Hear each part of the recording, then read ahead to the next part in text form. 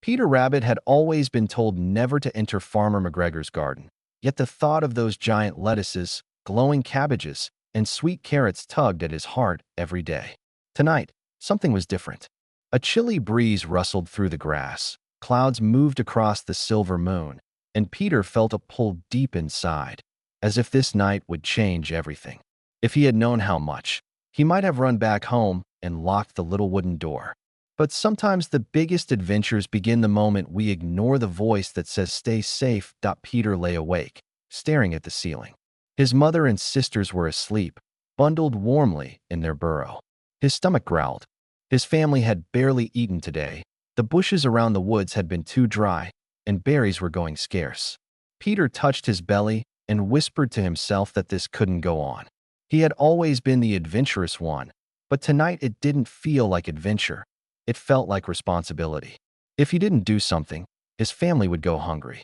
That thought alone pushed him to his feet. He tiptoed quietly across the burrow, careful not to wake anyone. The cold night air hit him as he stepped outside. His paws trembled, not from the cold, but from the decision he had just made.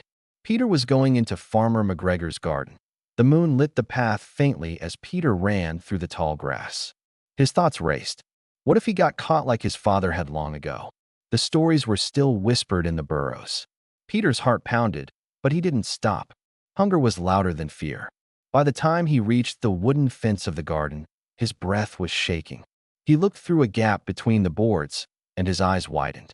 Rows and rows of vegetables stood shining under the moonlight, more than any rabbit could dream of. The scent alone made his mouth water. For a moment, he just stared. The grass on his side felt dull and empty compared to this paradise. He squeezed through the opening, paws sinking into the soft dirt. He was inside. Peter darted toward a bed of lettuce and tore into the first leaf. It was cool, crisp, and delicious, the best thing he had tasted in weeks. He pulled up carrots, stuffing as many as he could into a small cloth bag he had brought along. Every bite made him feel not greedy, but grateful. His family would finally eat. He could almost imagine the smiles on their faces. But just as he reached for a plump cabbage, a sharp sound cracked through the silence. The snap of a wooden door. Peter froze. Heavy footsteps echoed across the garden. A lantern flickered on, throwing light in every direction. Farmer McGregor was awake. Peter's heart lurched, and he bolted, carrots spilling from his bag.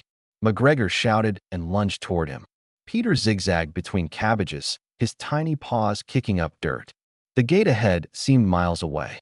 His lungs burned, his legs ached, but he ran with everything inside him. He had come too far. His family needed him. McGregor swung a rake toward Peter, missing him by inches. Peter dove beneath a tomato vine and leapt toward the fence.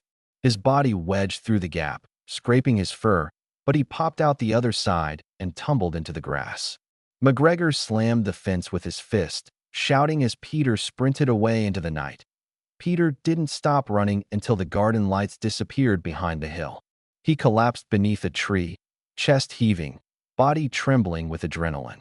When he finally looked into his bag, only a few carrots remained. Most had spilled in the chase. He stared at them, feeling a sting of disappointment. But then he remembered the size of his sister's empty plates. A few were better than none. Slowly, Peter stood up and limped home. By the time he reached the burrow, dawn was brushing the sky with pale silver. He slipped into the house, exhausted but proud. His sisters woke first, rubbing their eyes with surprise as Peter laid the carrots before them. Their faces lit up like lanterns. His mother touched his cheek, her eyes silently asking if he was safe. Peter forced a smile, though his legs were still shaking. After breakfast, everyone fell asleep again, but Peter stayed awake. He didn't feel victorious. Instead, he felt something deeper, clarity. Yes, the garden was full of food, but the danger was real. He had escaped tonight, but he might not be so lucky again. He knew he couldn't rely on danger to feed his family. The next day, despite aching paws, Peter set off into the forest, not toward the garden, but deeper into the woods. He searched under logs, through brambles, around trees, until he found a patch of wild clovers and herbs no one else had noticed. It wasn't as rich as the garden, but it was safe. Over the next days he visited again and again, gathering food and storing it bit by bit. The hunger in the burrow slowly faded. His mother noticed, but she didn't ask questions. She could see something had changed in Peter. He wasn't just the mischievous, adventurous rabbit anymore. He was becoming something else, something stronger. One evening, when the family sat together eating, his youngest sister looked at him with wide eyes and asked if he would ever go back to the farmer's garden. Peter looked at the tiny carrot between his paws and shook his head softly. He told her that the garden was full of miracles, but the price was too high. Real courage, he had learned, wasn't stealing food from danger. It was finding a way to protect your loved ones without risking losing yourself. The others listened quietly, their little hearts absorbing every word. Peter wasn't just their brother now. He was their example. And as the night grew quiet and the world settled under a peaceful sky, Peter gazed toward the distant hill where the garden lay hidden. It still tempted him, but he no longer felt powerless. He understood now that adventures were not always about how far you go, but how deeply you grow. Sometimes the most dangerous journey is the one that teaches you who you truly are. Peter Rabbit had gone into Farmer McGregor's garden searching for food, but he came out with something more valuable, a lesson that strength doesn't always roar. Sometimes it whispers, "There must be a better way," and gives you the courage to find it.